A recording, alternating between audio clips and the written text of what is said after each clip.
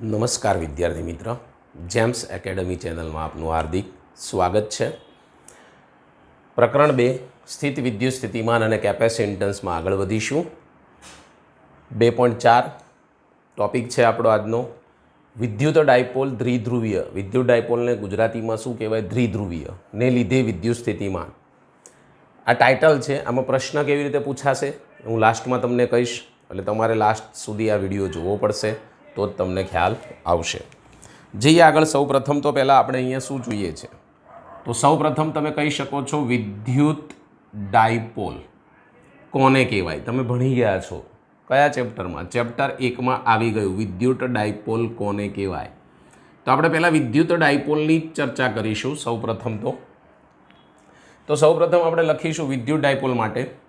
તો એમાં શું કહી શકાય? તો એકબીજાથી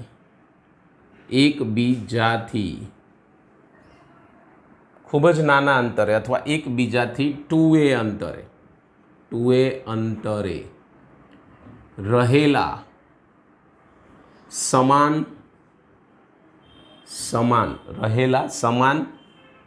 અને પરસ્પર વિરુદ્ધ દિશામાં એકબીજાથી 2a અંતરે સમાન પરસ્પર વિરુદ્ધ દિશામાં રહેલા વિદ્યુત ભારો દ્વારા બનતી રચનાને વિદ્યુત ડાયપોલ બ્રેકેટમાં કહી શકાય દ્વિધ્રુવી કહે છે. તો અમે સામાન્ય વસ્તુ સમજાવી. બીજું, આની દિશા કઈ તરફ હોય? વિદ્યુત ડાયપોલની દિશા, આ જે વિદ્યુત ડાયપોલ હોય એની દિશા કઈ તરફ હોય? આપણે પહેલાં આકૃતિ દોરીશું આની, પછી જોડે જોડે સમજીશું. તો સૌ પ્રથમ ધારો કે આપણે અહીંયા એક વિદ્યુત ભાર મૂકી દઈએ, બીજો એક વિદ્યુત ભાર આપણે અહીંયા લઈશું, કારણ કે આપણે ડાયપોલ બનાવવાનો છે. આકૃતિ આવડી ગઈ વિદ્યાર્થી મિત્ર, તો ઘણું બધું તમને આવડી જશે. એટલે સૌ પ્રથમ આપણે અહીંયા વાત કરીશું ડાયપોલની. એક વિદ્યુત ભાર બીજો મૂકીશું, આને આપણે કહી દઈશું અહીંયા -q વિદ્યુત ભાર, આને કહી દઈશું +q વિદ્યુત ભાર. આ બંનેના વચ્ચેના અંતરને તમે શું કહેશો? 2a. શું કહીએ છીએ? 2a અંતર. ડાયપોલની વચ્ચેનું અંતર 2a હોય, બી તમને ખબર છે. આગળ જઈશું. તો ધારો કે મેં અહીંયા એક બિંદુ P પસંદ કર્યું, એટલે આ ડાયપોલના કારણે આ P પાસે ઉદ્ભવતું વિદ્યુત સ્થિતિમાન શીખવું છે. તમે આવું એક વિદ્યુત ક્ષેત્ર પણ શોધ્યું છે, યાદ કરો. ડાયપોલનું આવા P બિંદુએ વિદ્યુત ક્ષેત્ર શોધ્યું છે, યાદ કરો. જે તમે ક્યાં ભણ્યા છો? પહેલા ચેપ્ટરમાં. કદાચ એની થિયરી જોવાની બાકી હોય તો મારા આગળના ચેપ્ટરની વિડીયો જોઈ લેવા વિનંતી. અહીંયા આપણે O બિંદુ લઈશું. તો આ જે અંતર છે, અહીંથી જે અંતર આવે છે, આ બધા અંતર, એને આપણે નામ આપી દઈશું કે ધારો કે આ છે એને O કહીશું, કે ઉદ્ગમ O. તો આ ઉપરનું અંતર એ થાય અડધું, આ અંતર પણ એ થાય. આને હું R1 નામ આપીશ, આને હું R કહીશ, કારણ કે Q1 ને આપણે એનો સ્થાન સદિશ R2 ધારી લઈશું. -Q નો R2 +Q નો R1 ધારી શકાય. અને P બિંદુ પાસે આપણે શું શોધવું છે? વિદ્યુત સ્થિતિમાં. બીજું કે આ R છે એણે આ જે ડાયપોલ છે એની સાથે બનાવેલો ખૂણો કેટલો છે? θ. એવું પણ આપણે કહી શકીએ છીએ. આ ડાયપોલની દિશા તમને હંમેશા ખબર હોવી જોઈએ. ડાયપોલની સંજ્ઞા P છે, એટલે હું એ કહી શકું ડાયપોલનું મૂલ્ય લખવું હોય તો P = Q2a આવું લખી શકીએ છીએ. આ કોનું સૂત્ર છે? તો કે ભાઈ ડાયપોલનું સૂત્ર છે. અને આ ડાયપોલની દિશા, આની જે દિશા છે એ દિશા -q થી +q તરફ, દિશા -q થી +q ની દિશામાં લેવામાં આવે છે. યાદ રાખજો આ વસ્તુ. કઈ તરફ? -q થી +q ની દિશામાં. ઓકે, તો તમે બિંદુવત વિદ્યુત સ્થિતિમાન શીખી ગયા. શું શીખ્યા? V = kq/r, અથવા તો શું લખશો તમે? 1/4πε0 q/r, એટલું આપણે લખીએ છીએ. તો ચલો આ બંને વિદ્યુત ભાર અલગ અલગ આપણે લઈને એની ગણતરી સ્ટાર્ટ કરીએ. તો આપણે પહેલું ફર્સ્ટ શું લખીશું? તો પહેલું એમ કહે છે, આનું વર્ણન સિમ્પલ છે, કે ભાઈ પહેલાં વ્યાખ્યા લખી નાખવાની. ફરીવાર કહું છું કે એકબીજાથી 2a અંતરે રહેલા સમાન એટલે ક્યુના મૂલ્ય સમાન છે પરસ્પર વિરુદ્ધ દિશામાં રહેલા વિદ્યુતભાર દ્વારા આ બનતી રચનાને વિદ્યુત ડાયપોલ કહે છે. વિદ્યુત ડાયપોલની દિશા -q થી +q ની દિશામાં લેવામાં આવે છે. વિદ્યુત ડાયપોલનું સૂત્ર P = Q2a છે. પછી આકૃતિમાં એક વિદ્યુત ડાયપોલ Q થી R1 સ્થાન સદિશ ધરાવતા P બિંદુએ આપણે વિદ્યુત સ્થિતિમાન શોધવું છે. -q થી એનો સ્થાન સદિશ આપણે ધાર્યો તો એ આપણે લખી નાખીશું એક અહીંયા કે આકૃતિમાં દર્શાવ્યા પ્રમાણે આકૃતિ પરથી +q અને -q બંનેનો સાથે લખો ને +q અને -q વિદ્યુત ભારો +q અને -q વિદ્યુત ભારો ના બિંદુ P, કયું બિંદુ છે P સુધીના સ્થાન સદિશો અનુક્રમે કયા છે R1 અને R2 છે. બસ આ લખી નાખવાનું, એટલું લખી નાખ્યું આકૃતિ ઉપરથી. ઓકે, બાકીનું વર્ણન તો આવી ગયું. ચલો હવે આપણે જઈશું મેન વસ્તુ જે શોધવાની છે એના તરફ આગળ વધીશું. તો પહેલું તમારે શું શોધવું? +q. તો અહીંયા આપણે લખી શકાય, બંને અલગ અલગ લખશો તો પણ ચાલશે ને પછી સરવાળો કરી દેવાનો. તો લખવાનું +q વિદ્યુત ભારનું સ્થિતિમાન અથવા એને કહેવાય વિદ્યુત સ્થિતિમાન. શું કહેવાય? વિદ્યુત સ્થિતિમાન. ચલો એનું સૂત્ર શું થશે તમને બધાને ખબર છે, ભણી ગયા છો. હમણાં જ હું બોલ્યો V1 નામ આપીશું કારણ કે આને R1 કીધું એમ V1 બરાબર 1/4πε0. આ NCERT ચોપડી પ્રમાણે 1/4π છે, કે લખો તો પણ ચાલે. સૂત્ર છે Q કારણ કે આ +q છે અને છેદમાં આવશે R1 છે એના માટે. ઓકે ચલો હવે આવું જ લખીશું આપણે -q વિદ્યુતભારનું. ચોપડીમાં અમુક સ્ટેપ આપ્યા નથી, કુદાવ્યા છે. હું તમને બધા જ એકદમ ઇઝીલી સમજાવીશ. ઓકે, એટલે આખી થિયરી તમને યાદ રહી જશે. -q વિદ્યુતભારનું વિદ્યુત સ્થિતિમાન. તમને ખબર છે વિદ્યુતભાર જો માઇનસ હોય તો વિદ્યુત સ્થિતિમાન પણ માઇનસ મળે. વિદ્યુત સ્થિતિમાન પણ આપણને અહીંયા કેવું મળશે? માઇનસ. માટે V2 બરાબર 1/4πε0 અને આ -q મૂકો એટલે આગળ આવી જશે માઇનસ અને q એનો સ્થાન સદિશ શું છે? R2. મૂલ્ય સરખા છે. આનું આપણે કુલ વિદ્યુત સ્થિતિમાન લખીએ એટલે એને કહેવાય ડાયપોલનું કુલ વિદ્યુત સ્થિતિમાન. શું કહેવાય? વિદ્યુત ડાયપોલનું કુલ વિદ્યુત સ્થિતિમાન. તો કહી શકાય વિદ્યુત ડાયપોલનું કુલ વિદ્યુત સ્થિતિમાન. તો બંનેનો શું થાય?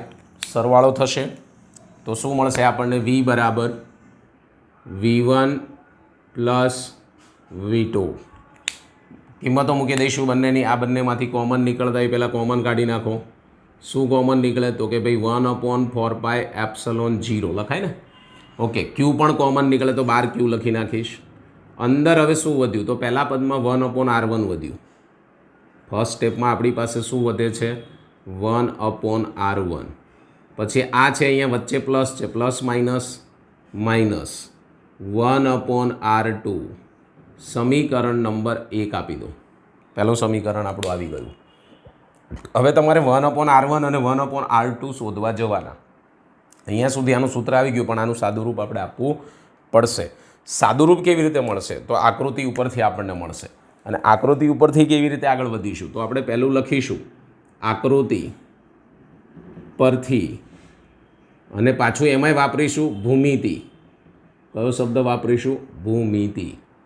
તો ભૂમિતિમાં શું શીખ્યા છો કે ભાઈ R1 સ્ક્વેર એટલે આપણે લખતા જઈએ જોડે જોડે એટલે તમને ખ્યાલ આવે કે ભાઈ R1 સ્ક્વેર. ઓકે, પહેલું આ પરિણામી થશે કારણ કે અહીંયા ખૂણો બને છે ને એટલે આ પરિણામી થશે. ઓકે, તો પહેલું શું છે? આ A, તો A સ્ક્વેર. આ યાદ રાખજો. પછી શું છે તમારી પાસે? R, તો R સ્ક્વેર. આપણે પહેલાં આટલું જ લેવાનું છે. આ જે બ્લુ લીટીથી કરું છું એટલું જ પહેલાં આપણે ફર્સ્ટ લઈશું. ઓકે, તો શું થાય? R1 સ્ક્વેર બરાબર A square plus R square minus આ ફરજિયાત જ્યારે આ બંને લઈએ છીએ ત્યારે પ્લસની જગ્યાએ આપણે શું લઈએ છીએ? માઇનસ લઈએ છીએ. એટલે પ્લસ હોય બંને ત્યારે માઇનસ આવે, એટલે અહીંયા આવે 2a, શું આવશે 2a. પછી મૂલ્ય કોમન કયું છે તો કે ભાઈ આર કોસ, એટલે આ બેનો ગુણાકાર, આ તો પરિણામી છે, આ પરિણામી નહીં આવે, એ અને આર એટલે 2ar cos થીટા આવું આપણે લખીએ છીએ. આ ભૂમિતિ ઉપર છે તો મેથ્સમાં તમે સાહેબને પૂછશો તો વધારે ખ્યાલ આવશે. ઓકે, ચલો બધામાંથી કોમન શું નીકળે છે તો આર નીકળે છે. ક્યાં નીકળે છે ભાઈ? અહીંયા આર તો છે નહીં, અહીંયા છે ને, અહીંયા છે, અહીંયા નથી, એને ડિવાઈડ કરી દેવાનું. તો ચલો પહેલું આપણે કોમન કાઢીશું આર સ્ક્વેર. પહેલું કોમન કાઢ્યું મેં આર સ્ક્વેર, બ્રેકેટમાં આ આર સ્ક્વેર છે એ બહાર નીકળ્યો એટલે ત્યાં 1 આવે, એટલે પહેલાં મેં 1 લખ્યું, અથવા આને પહેલેથી જ એવું લખી નાખો એટલે તમને કન્ફ્યુઝન ના થાય. આર સ્ક્વેર પ્લસ એ સ્ક્વેર, તો શું કોમન નીકળ્યું આપણી પાસેથી? આર સ્ક્વેર પ્લસ અહીંયા 1 થઈ જશે, આને આપણે ડિવાઈડ કરી દઈશું એટલે શું થાય? A square upon r square minus આમાંથી આર કોમન નીકળ્યો પણ સ્ક્વેર ગયો તો સ્ક્વેર નથી, એટલે ઉપર નીચે આર વડે ગુણશો એટલે ઉપર સ્ક્વેર થઈ જાય, બહાર જતો, નીચે આર વધે, નીચે આર ડિવાઈડ કરવો પડે, સ્ક્વેર નથી એટલા માટે. સમજણ પડી ગઈ? ઓકે, આને સમીકરણ નંબર આપી દઈશું 2. ચલો આગળ વધીશું. આને 1 2 લખવા હોય તો એ રીતે નંબર આપવાના, તમને જે ઈચ્છા હોય એ પ્રમાણે. આવું સેમ તમે જે r1 સ્ક્વેર કર્યો એવી રીતે નીચેની સાઈડનું કરવાનું થશે, બરાબર? તો શું લખીશું? આ જ પ્રમાણે, હું આ સીધું જ લઈ લઈશ, આ જ પ્રમાણે, આ જ રીતે એવું લખી નાખવાનું. અને આના ઉપરથી સીધું જ હું લખીશ r2 સ્ક્વેર બરાબર આર સ્ક્વેર 1 પ્લસ એ સ્ક્વેર અપોન આર સ્ક્વેર. અહીંયા માઇનસનું પ્લસ થાય, આ યાદ રાખવાનું. આ માઇનસ છે એવું સૂત્ર અહીંયા પ્લસ છે, એ આખું લખ્યું નથી પણ એના ઉપરથી સીધું લઈએ છીએ. કેમ માઇનસનું પ્લસ થયું? તો અહીંથી તમે આ જે છે જો આ ઉદ્ગમ છે તો આ અક્ષ કઈ કહેવાય? ઋણ કહેવાય કે નહીં? એટલે ઋણ સાઈડથી આવ્યું એટલે માઇનસ માઇનસ થઈ ગયું plus, cos theta upon R, bracket પૂરું, સમીકરણ નંબર 3. ઓકે, ચલો હવે શું કરશું? તો હવે આ બંનેના આપણે શું કરવા છે તો કે આ બંનેમાં આપણે એક નિયમ વાપરીશું, કારણ કે આ પી બિંદુ તો તમે ગમે ત્યાં લઈ શકો છો, પી બિંદુ ગમે ત્યાં લઈ શકાય છે, માટે આ આર છે એ એની સરખામણીમાં ખૂબ જ મોટો હોય, માટે આપણે અહીંયા લખી શકીએ કે અહીં આર શું લખી શકાય? ગ્રેટર ધેન, ડબલ, ટ્રિપલ, 4 જે લખવા હોય, એટલે કે આર એ કરતાં ખૂબ જ મોટો હોવાથી શું થાય? તો આપણે કહી શકીએ કે એ સ્ક્વેર અપોન આર સ્ક્વેર પદ અવગણી શકાય, કારણ કે આ અંતર ખૂબ જ મોટું છે. જુઓ આ એ છે ખૂબ જ ઉપર નાનો છે, એટલે કોઈ પણ નાની સંખ્યાને મોટી સંખ્યા એટલે 0ને તમે ડિવાઈડ કરો તો શું થાય? ઇન્ફિનિટી થાય. એના જેવું જ થયું, ઇન્ફિનિટી થઈ ગયું. કોઈ પણ સંખ્યાને તમે ડિવાઈડ કરો છો, સૂક્ષ્મ સંખ્યાને ઇન્ફિનિટી વડે ડિવાઈડ કરો, કોઈ પણ સંખ્યાને તમે કોઈ પણ સંખ્યા 5 અને ઇન્ફિનિટી વડે ડિવાઈડ કરો એટલે 0 જ થાય. એટલે આપણે એ ગણતરી પ્રમાણે એને અવગણી શકીએ છીએ, માટે અહીંયા કહી શકાય કે એ સ્ક્વેર અપોન આર સ્ક્વેરને અવગણતા. ચલો અવગણી નાખીએ તો આ બંને પદ કેવા થાય? સાથે સાથે તમે એક બીજી પણ પ્રક્રિયા કરી શકો છો જો તમને ઇન્ટરેસ્ટ હોય તો, વ્યસ્ત કરવાની. ચલો કંઈ નહીં, એ તમને વધારે પડતું નહીં ખબર પડે, એના કરતાં આપણે પહેલાં આનું આપણે કરીશું, અવગણી દઈશું. એટલે આ પદ અવગણી નાખવાના બંનેમાંથી અને લખી નાખવાના, એટલે 1 આર સ્ક્વેર થશે બરાબર આર સ્ક્વેર. અને વર્ગ કાઢી નાખું તો જોડે જોડે આવડે ને, તો અને વર્ગ કાઢતા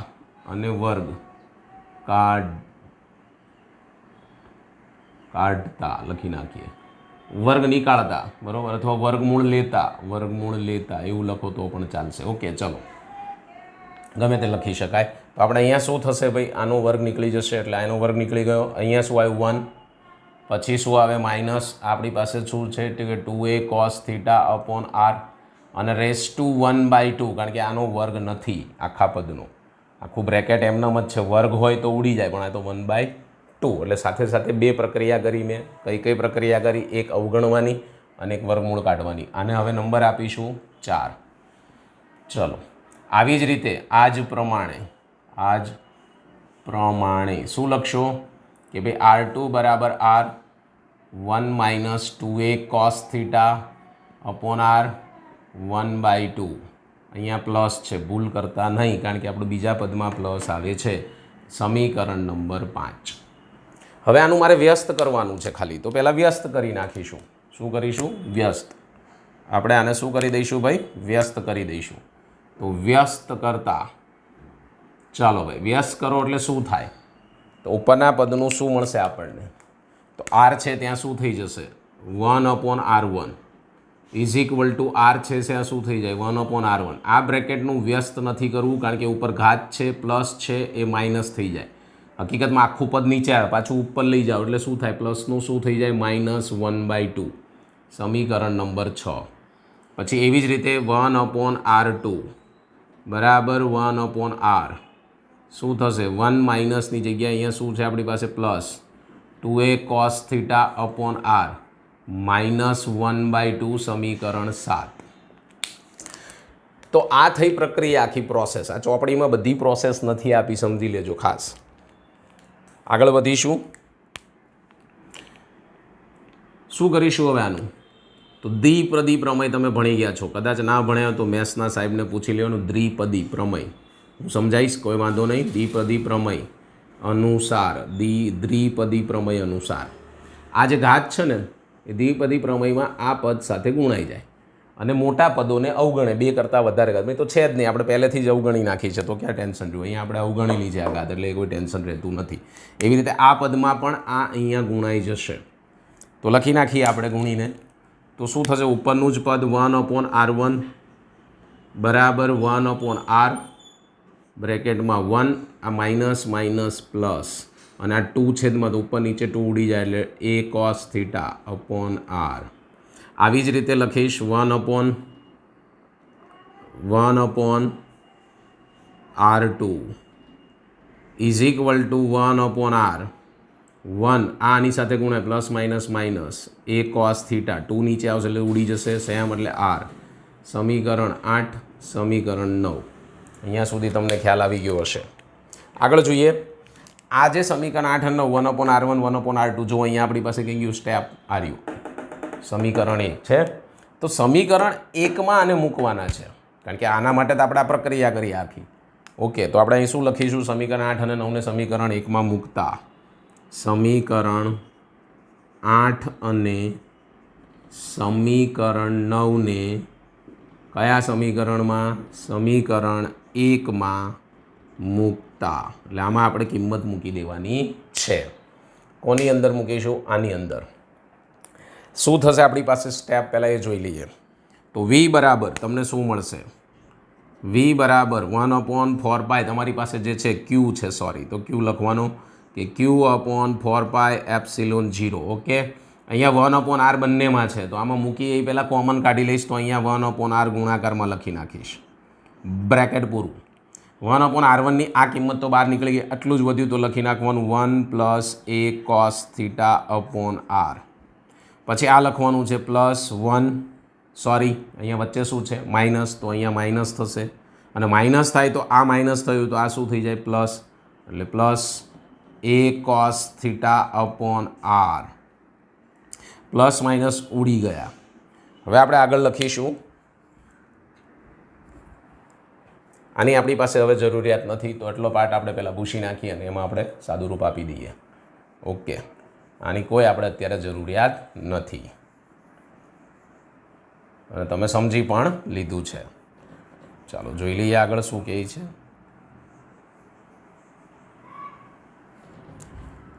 શું કહે છે સમજીએ. ચલો હવે વધે છે શું, તો અહીંયા લખી શકાય v બરાબર, આને ડાયરેક્ટ ભેગું લખી નાખું q/4πε0r. હવે અહીંયા શું વધ્યું, આ બેનો સરવાળો એટલે શું વધ્યું ગુણાકારમાં 2a cos θ અને r શું થશે લસા, એટલે અહીંયા આવી ગયો r.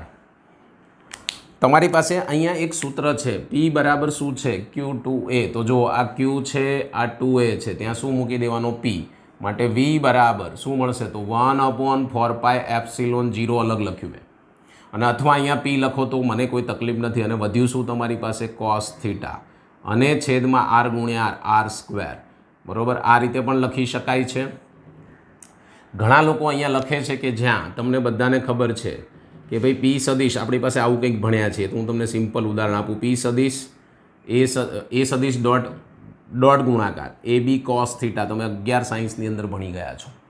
તો મારી પાસે એવું કશું અહીંયા છે નહીં સર, તો અહીંયા આપણે એમ કહી શકીએ કે p શું કહી શકીએ, ઊંધું આના જેવું લખવું છે અને 1 લખું અને cos θ લખું, અને અહીંયા બાજુમાં આપણે કંઈ એનો એકમ સદિશ લઈએ છીએ, યાદ કરો.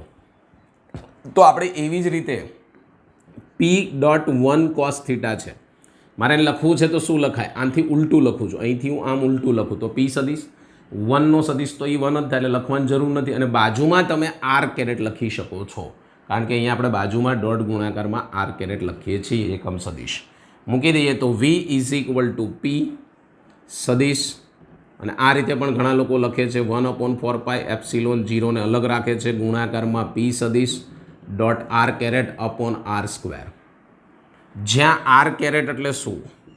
તો આ જે r કેરેટ છે એને શું કહેવાય? તો આપણે કહી શકીએ અહીંયા કઈ દિશા છે? o થી p.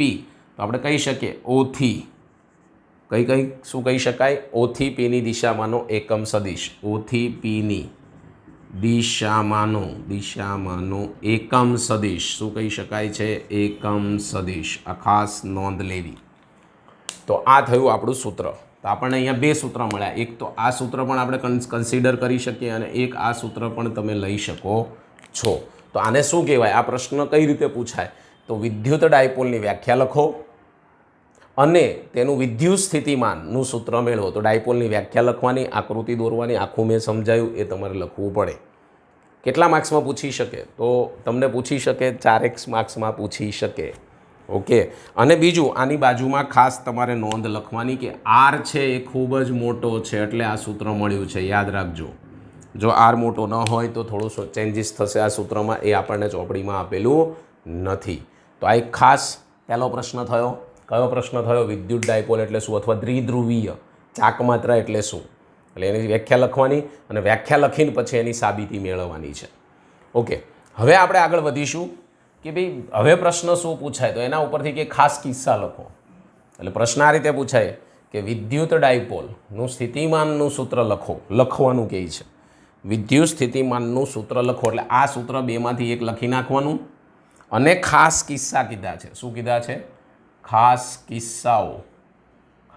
કિસ્સાઓ લખો. તો વ્યાખ્યા પૂછી શકે, સૂત્ર લખવાનું કે અને ખાસ કિસ્સા પૂછાય. તો ખાસ કિસ્સામાં પહેલો કિસ્સો છે સિમ્પલ અને સાદો.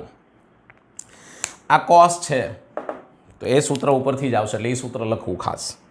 તો અહીંયા એમ કહી શકે કે ભાઈ આ પી બિંદુ છે એ આ અક્ષ છે, એ અક્ષ આ રીતે કહી શકાય કે આને એક્સ અક્ષ કહેવાય. તો આ પી બિંદુ હું એક્સ અક્ષ ઉપર લઈ લઉં તો આ બે વચ્ચેનો જે અહીંયા ખૂણો બને એ શું બને? 0. અથવા તો આને અહીંથી છોડ દો, આ પી બિંદુને હું ડાયપોલની અક્ષ ઉપર લઈ લઉં તો 0 થઈ જાય. અને આ જ પી બિંદુને હું વિરુદ્ધ સાઈડ આ સાઈડ લઈ લઉં તો 180 થઈ જાય. તો અહીંયા કહી શકાય કે ભાઈ આર સદિશ અને પી સદિશ, આ આર સદિશ છે, આ પી સદિશ છે, સમજી લેજો. આ પી સદિશ, આ આર સદિશ, વચ્ચેનો ખૂણો શું હોય? થીટા હોય. વચ્ચેનો ખૂણો થીટા આપણે લઈએ છીએ અહીંયા, પણ આપણે ખૂણા, આનો જે ખૂણો છે એ થીટા બરાબર હું 0 ડિગ્રી લઉં અથવા થીટા બરાબર પાય લઈ શકાય. શું લઈ શકાય? થીટા બરાબર પાય. તો કિંમત મૂકી દઈએ, સિમ્પલ લોજિક છે ભાઈ. અહીંયા 0 મૂકશો એટલે શું થઈ જશે? 1. એટલે v = આવું લખવું હોય તો એ લખાય 1/4πε0 q/r². પાઈ મૂકશો એટલે -1 એટલે હું અહીંયા લખી નાખીશ. પહેલું મને આના કારણે પ્લસ મળ્યું, બીજાના કારણે માઇનસ, એટલે plus or minus or plus ના લખાય તો પાઈ પહેલાં લખવું પડે અને 0 પછી લખવું પડે. એનો પહેલો ખાસ કિસ્સો થયો. સેકન્ડ કિસ્સામાં શું કહે છે? તો સેકન્ડ કિસ્સામાં એવું કહે છે કે આ જે છે એને હું અહીંયા એક્સ અક્ષ ઉપર લઈ લઉં, લંબ થઈ ગયું. જુઓ, આ પી સદિશ, આ આર સદિશ લંબ થઈ જાય. માટે અહીં કહી શકાય પી સદિશ અને આર સદિશ લંબ હોય. એટલે કે આર સદિશ લંબ પી સદિશ. તો થીટા બરાબર શું થાય? π/2 અથવા 90 ડિગ્રી થાય. શું થાય? π/2 અથવા 90 ડિગ્રી. તો v બરાબર આની અંદર કિંમત મૂકીશ તો p cos π/2 upon 4πε0 r². cos π/2 એટલે શું થઈ જાય? 0. માટે વિદ્યુત સ્થિતિમાનનો તફાવત અહીં ઘડી શું મળે? 0 મળે. યાદ રાખજો, કેવો મળે છે? 0. તો આ થઈ ગયા એના બે ખાસ કિસ્સાઓ. શું થયા? બે ખાસ કિસ્સાઓ. હજી આગળ બાકી છે. તો બે પ્રશ્ન થઈ ગયા, સમજી લેજો. પહેલો પ્રશ્ન વિદ્યુત ડાયપોલને લીધે મળતું વિદ્યુત સ્થિતિમાનનું સૂત્ર. તો ખાલી અહીંયા સુધી જ સાબિતી મેળવવાની છે. પછી એમ કે વિદ્યુત સ્થિતિમાનનું સૂત્ર લખો, આ બેમાંથી ગમે તે એક સૂત્ર લખી નાખવાનું અને એના ખાસ કિસ્સા કહે તો આટલું જ લખવાનું છે. એમાં આકૃતિ દોરીને બતાવી પણ શકો કે આ પી બિંદુ એક્સ ઉપર લો અને પી બિંદુ ડાયપોલ ઉપર લો, બે કિસ્સા લખી શકે. ન દોરો આકૃતિ તો પણ ચાલશે. ત્રીજો પ્રશ્ન એવો છે, તફાવત કેવી છે. આની પહેલાંની થિયરી યાદ કરો તો કે ભાઈ બિંદુવત વિદ્યુતભારનું વિદ્યુત સ્થિતિમાન આપણે ભણ્યા. શું ભણ્યા? વિદ્યુત સ્થિતિમાન. કોનું વિદ્યુત સ્થિતિમાન તમે ભણ્યા? બિંદુવત. તો એમ કહે છે કે ડાયપોલ, પ્રશ્ન એ રીતનો છે કે ડાયપોલનું સ્થિતિમાન, ડાયપોલનું સ્થિતિમાન, સ્થિતિમાન એટલે વિદ્યુત સ્થિતિમાન, અને એકાકી એટલે કે એક એટલે બિંદુવત એવું પણ કહી શકાય. બિંદુવત વિદ્યુતભાર નું સ્થિતિમાન વચ્ચેનો તફાવત આપો, વચ્ચેનો તફાવત આપો. આ બે વચ્ચેનો આપણે તફાવત આપવાનો કહે છે. બેનું શું કહે છે? તફાવત સ્વરૂપે દર્શાવો એમ કહે છે. તફાવત લખવું હોય તો બે બાજુ ભાગ પાડીને પણ તમે લખી શકો છો અને ઊભા કરીને લખી શકો છો. તો આપણે પહેલું લખીશું ડાયપોલનું સ્થિતિમાન. ડાયપોલનું વિદ્યુત સ્થિતિમાન લખો કે સ્થિતિમાન લખો ચાલે, હા, યાદ રાખજો. ઓકે. અને હું અહીંયા બીજું લખીશ, આપણે કોનો તફાવત આપવાનો છે તો અહીં લખીશું કે ભાઈ બિંદુવત અથવા એકાકી બિંદુવત વિદ્યુતભાર, વિદ્યુતભારનું વિદ્યુત સ્થિતિમાન, વિદ્યુત સ્થિતિમાન, આ બેનો તફાવત આપવાના છે. તફાવતમાં તમે એટલું કહી શકો છો કે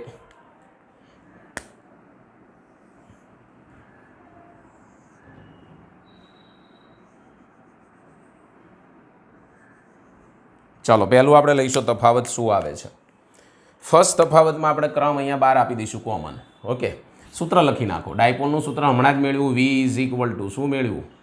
1/4πε0 p cos theta upon r square, r greater than a. મળ્યું કે નહીં? ઓકે.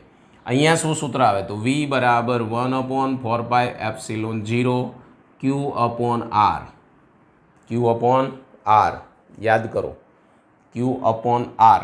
પહેલું સૂત્ર મેં અહીંયા લખ્યું તો એ ભૂસી નાખ્યું હમણાં, બાકી આપણે લખેલું હતું બરાબર કે q અપોન r એટલું જ લખીએ છીએ. ચલો પહેલો તફાવત થઈ ગયો.